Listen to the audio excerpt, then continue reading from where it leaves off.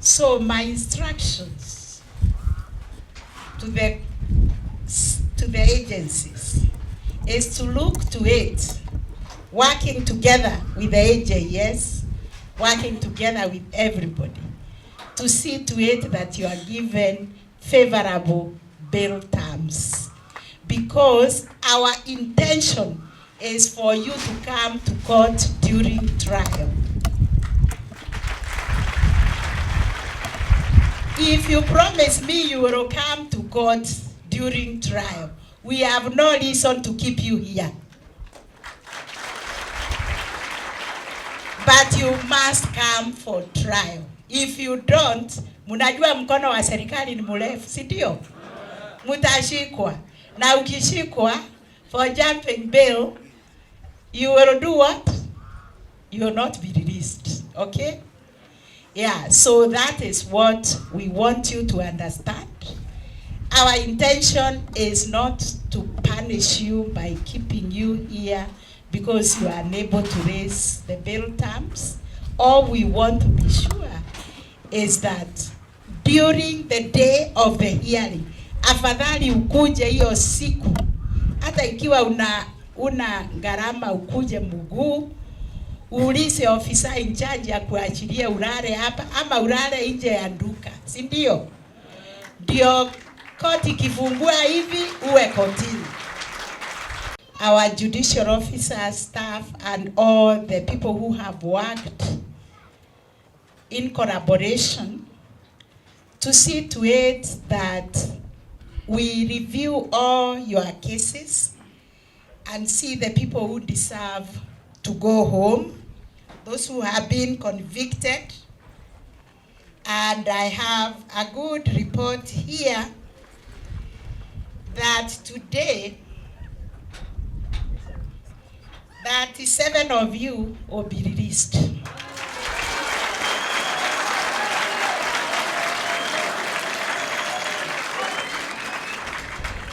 Thank you, Principal Judge, Judge Mureithi, and your colleagues for reviewing a total of 49 files, which was screened for review. So we have found a total of that convicts will be released. We have found that we have to put conditions for 3 of them who will probably serve in addition to community service. And we have reviewed sentences for 4 of them. So in total, this is 37. Thank you very much, my team. So those who are released, please don't come back here. You know why you came back here, isn't it? Don't be repeat offenders, because you know you have to live narrow and straight. People tell me they have found themselves where you are because the conditions of life are difficult. But now when you go committing offenses, you don't make it any easier. You make it more difficult for yourself. Custodians of individuals impacted by this system.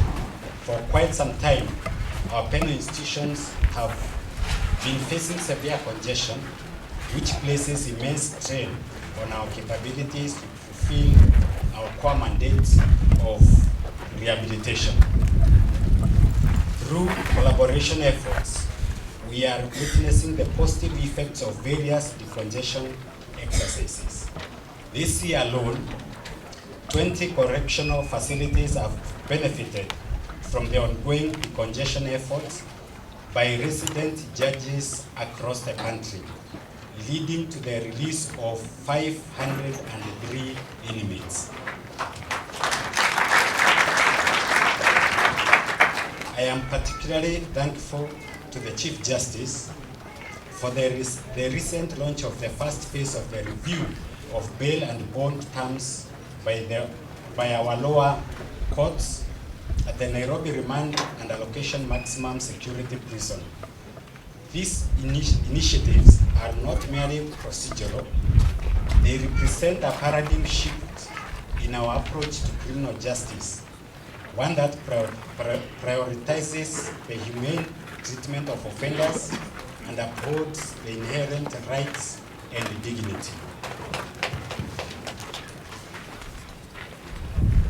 Let me assure you, Lady Justice, that Kenya Prison Service remains steadfast in our commitment to supporting this laudable initiative aimed at enhancing access to justice and decongesting our correctional facilities nationwide.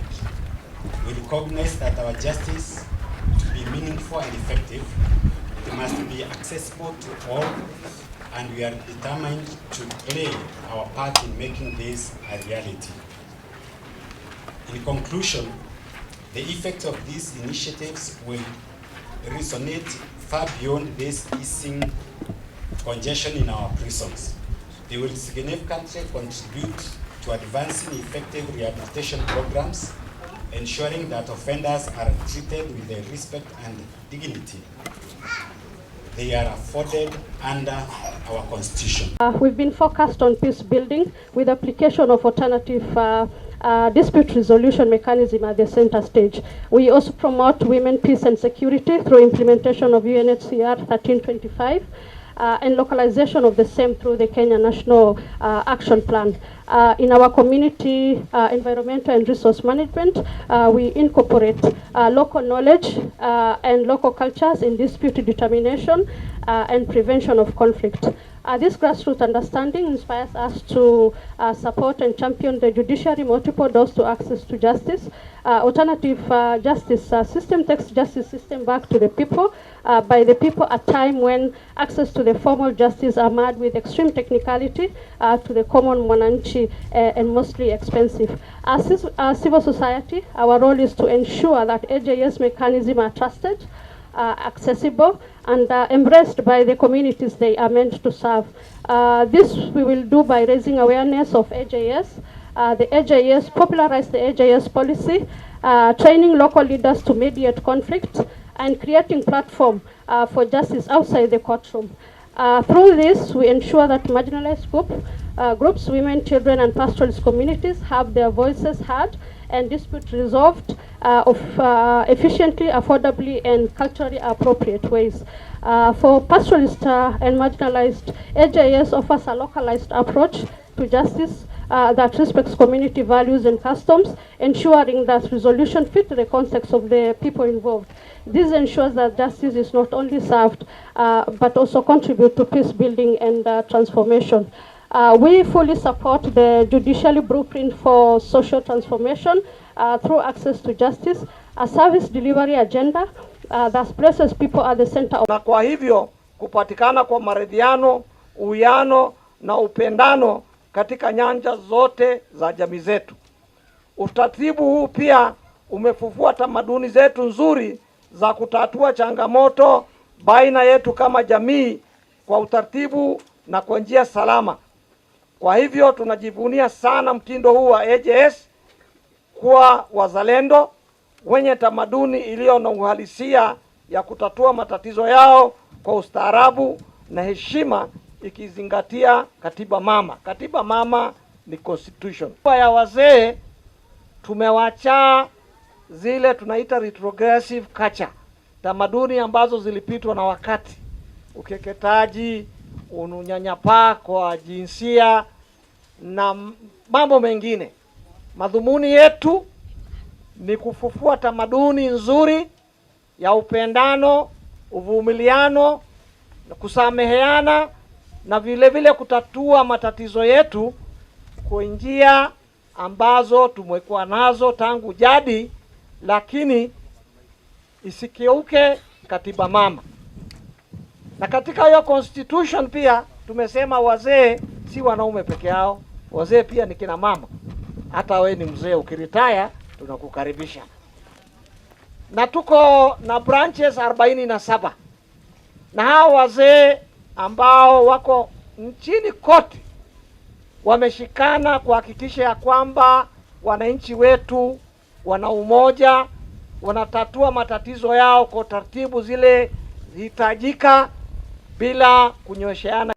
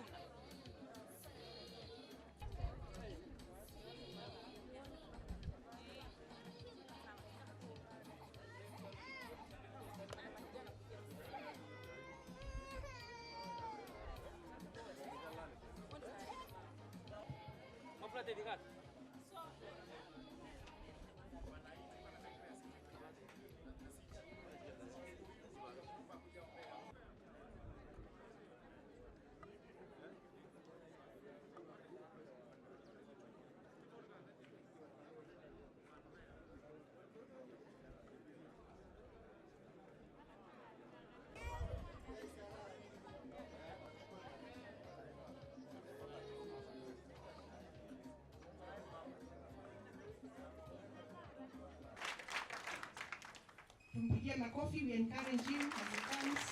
Let's give him a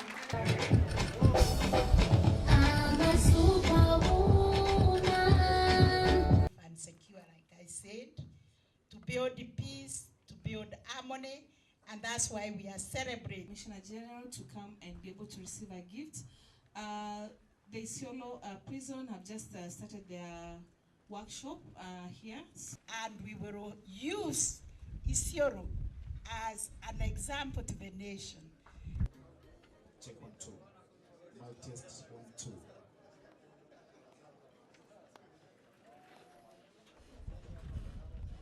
And the impact of EJS to Isiolo locals and the county at large.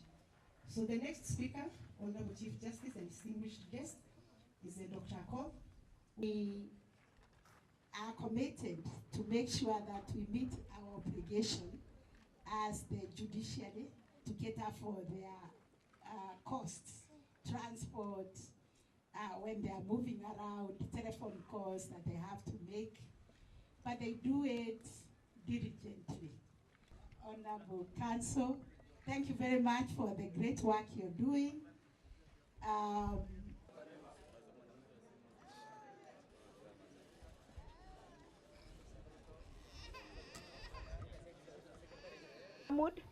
All protocols observed. Good morning.